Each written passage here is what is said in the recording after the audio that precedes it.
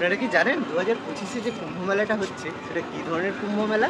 আসুন আমরা জেনে নিই। কুম্ভ মেলা 3 ধরনের: অর্ধকুম্ভ, পূর্ণকুম্ভ এবং মহাকুম্ভ। অর্ধকুম্ভ কোনটা? অর্ধকুম্ভ হচ্ছে সেটা যেটা প্রতি 6 বছর অন্তর হয়, সেটাকে আমরা বলি অর্ধকুম্ভ। পূর্ণকুম্ভ কোনটা? যেটা প্রতি 12 বছর অন্তর হয়, সেটাকে আমরা বলি পূর্ণকুম্ভ। আর মহাকুম্ভ কোনটা? যেটা প্রতি 144 বছর অন্তর হয়, সেটাকে আমরা বলি মহাকুম্ভ। আচ্ছা, 6, 12 অথবা 144 বছর পরে কেন পালিত হয় এই কুম্ভ মেলা? তার পিছনে রয়েছে আরেকটি গল্প।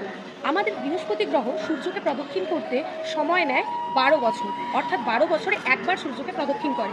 তার জন্য 12 বছর পরে পালিত হয় পূর্ণ কুম্ভ মেলা। আর বৃহস্পতি গ্রহ 12টি রাশিকে প্রদক্ষিণ করতে সময় নেয় 12 × 12 অর্থাৎ 144 বছর।